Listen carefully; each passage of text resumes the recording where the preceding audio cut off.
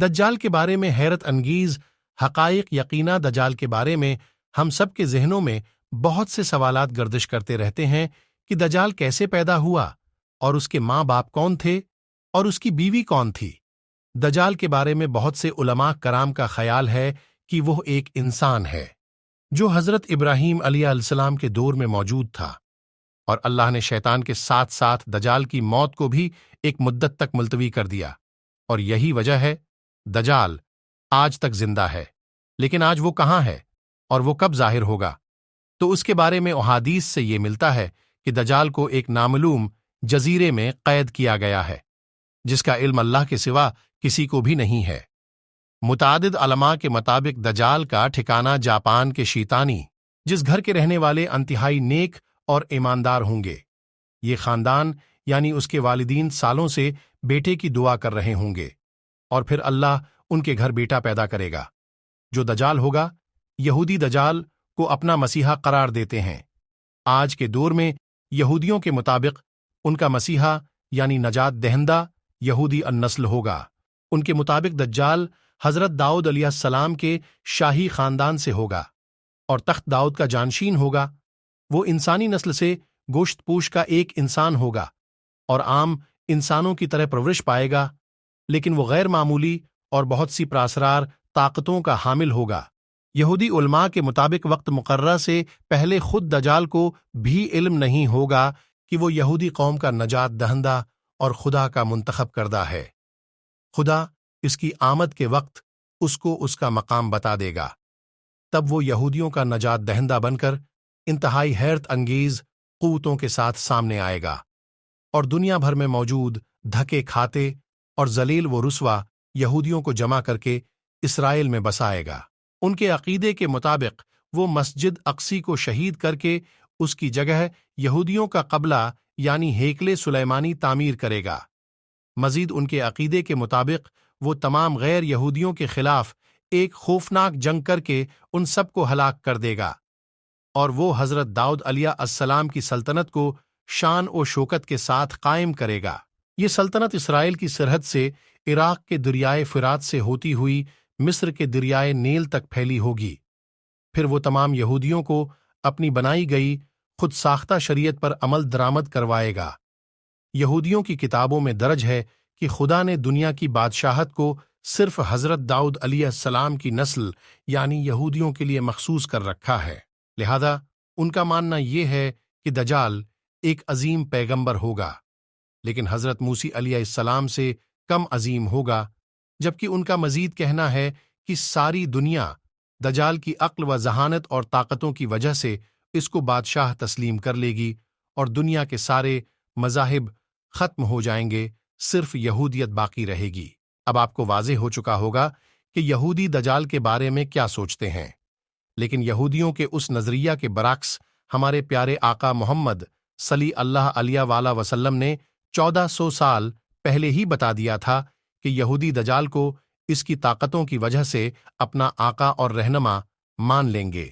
اب پتہ چلتا ہے کہ وہ ایسا کیوں کریں گے، لہذا آج دنیا میں جتنی بھی بدامنی ہے وہ یہودیوں کی جانب سے اس لیے پھیلائی جا رہی ہے کہ جلد از جلد اپنے مسیحا کو دنیا پر حکمران دیکھنا چاہتے ہیں۔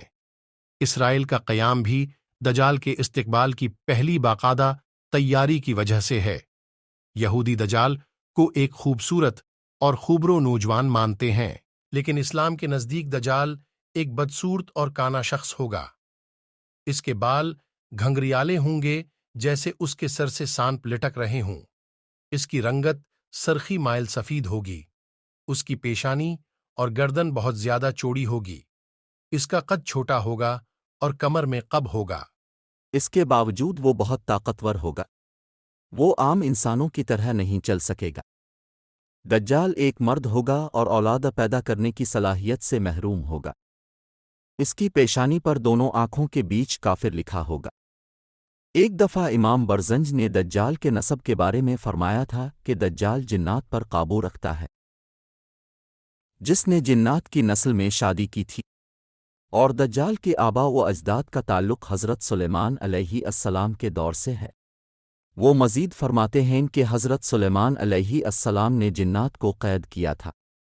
تو ان جنات میں دجال کی بیوی اور اس کے آبا و اجداد بھی شامل تھے، لیکن اس فرمان کے باوجود دجال کی پیدائش اور اس کے والدین کا ہونا آنا ہونا ایک ایسا معمہ ہے جس کے بارے میں کوئی بھی وثوق سے کچھ نہیں کہہ سکتا۔ ناظرین گرامی، پاکستان کے ایک معروف اسلامی سکالر کے ایک آرٹیکل کے مطابق دجال کی پیدائش اس وقت ہو گئی تھی جب زمین پر جنات کی حکومت تھی۔ ان کا کہنا ہے کہ دجال انسان، جانور اور جن کے ملاپ سے وجود میں آیا تھا، اور پھر جب اللہ نے انسانوں کو زمین پر بھیجا تو فرشتوں نے اللہ کے حکم کے مطابق جنات اور انسانوں کے درمیان ایک پردہ قائم کر دیا، جس سے انسان اور جنات کی دنیا الگ الگ ہو گئی۔ فرشتوں سے جنگ کے بعد جنات کو مختلف جزیروں میں قیدی بنا لیا گیا تھا، لیکن ان میں سے کچھ جنات ایسے بھی تھے جنہوں نے فرشتوں سے بدلہ لینے کا سوچا۔ یہ وہ وقت تھا جب ایک جن نے ایک انسان سے جنسی ملاپ کرنا چاہا، لیکن وہ ان دونوں مخلوقات کے درمیان حائل رکاوٹ کی وجہ سے ایسا نہ کر پایا۔